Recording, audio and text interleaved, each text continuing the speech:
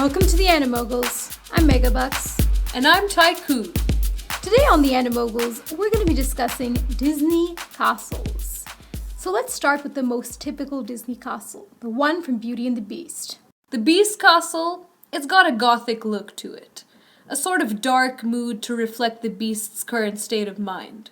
You know, when we're first introduced to him, he's not the happiest guy on the block, and his castle reflects it.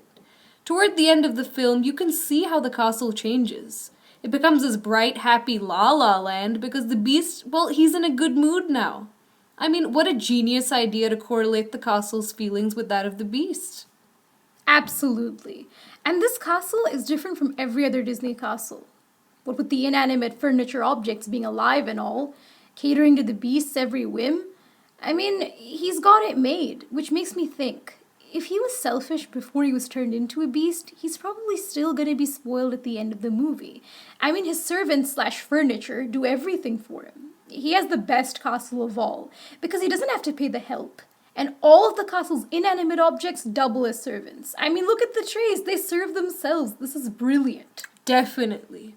And you've got to wonder, now that they've all been turned into humans, he's probably going to have to start paying his servants wages.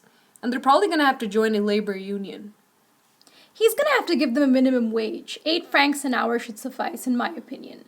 I'm aware they use euros now, but at the time, they were using francs, guys. And you've got to wonder how Belle feels about living there.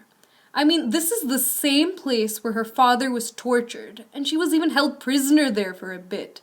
It's got to hold bad memories. But I guess if you're into that kinky kind of thing, Belle would go for it. See, I think Belle blocked out those memories by heading to the library and drowning herself in all those books. She must think, I can just escape into the book world and forget about the fact that the Beast held me captive and abused my father in this very castle. It's all in the past now. Besides, the castle looks different. After the transformation, it's cheery, it's filled with humans. She can forgive and forget. Anyway, she has bigger problems, because the fact is that the Beast is now this hairless, girly-looking shell of his former self. It's a really good thing that Belle isn't superficial. Because let's face it, the Beast was attractive, but the prince leaves much to be desired. Anyway, let's move on to the castles of the Little Mermaid. Ariel's actually got 2 castles. She's got this magical under-the-sea castle, which is glossy and shiny and beautiful, and then there's that fat, short, squat castle that we have on land, Prince Eric's castle. The cool thing about Eric's castle is that it's convenient for Ariel, because it's a palace by the sea kind of deal. So whenever you're feeling homesick, Ariel, just get into your swim shorts, boom, you're in the sea again. You can visit your dad. I mean, the tearful goodbye at the end, it was really sweet and all, but they're really not that far away. It's not like they moved inland. I mean, get a grip, Triton. Anyway, there's plenty of room for Max to run around. Yeah, and when Ariel and Eric's daughter Melody, when she's feeling rebellious, she can run away from home simply by diving into the ocean. She can move in with her doting grandpa Triton, whether he wants her there or not. You have to wonder, how many other grandchildren does Triton have? I mean, if each of his daughters is married and has 1 kid, that's still a lot. And I'm assuming each girl had more than 1. But anyway, you can see how Ariel and Eric's castle is really small, and they only had 1 kid, so you can see that they planned it that way. I'm assuming Belle and the Beast are gonna pop them out, maybe 5, 6, 8 kids, because they've got plenty of room up there. Yeah, you can bet Belle and the Beast are just gonna throw out that birth control. The next castle on the docket is the castle that belongs to Cinderella's prince. This is kind of like if you lived right outside Disneyland and you've always wanted to go to Disneyland, and then you moved into Disneyland forever. For Cinderella, this is the life. The castle is awesome. All the rich people live there. They go dancing. They don't have evil stepmothers. There's a hot guy. I mean, this is the ideal situation. Cinderella's always looked at that castle and wanted to be there. And then, poof, she finds herself in the castle, and at the top of the food chain, no less. She's not even here as a maid confined to the scullery.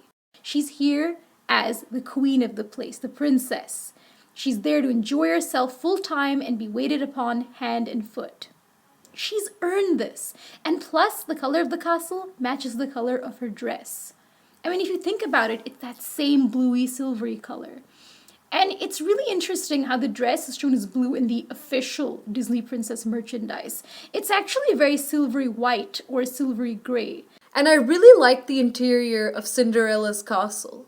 We got to see a little bit of it when Cinderella's future father-in-law is having nightmares about his son. His future grandkids in the dream bear a striking resemblance to Cinderella, before the king even knew that Cinderella and his son were gonna hook up. Fancy that. But I guess he had future plans for them that even the prince wasn't aware of. Anyway, the king has this nightmare. When he wakes up, he's in this giant king-size bed. It ends up getting wrecked. He climbs onto this chandelier, and really, the castle, it's his plaything. It's amazing. I definitely want to move in there, but first, some renovations are in order because the king pretty much destroyed it. If you look at it, the castle is spacious and grand and magnificent. And when Cinderella first shows up at the castle, she heads up the stairs and she's like, "Later, guys." Because, you can see those staircases are huge. She may never come out the other side. And another interesting thing is the number of guards is just never ending. I mean, it's gotta be nerve-wracking for Cinderella, having millions of eyes just staring at her as she's going up those steps. I know, those creepers, they need to avert their eyes. But I'm gonna have to stop you right there, Megabucks, because we've reached the end of part 1 of Disney Castles.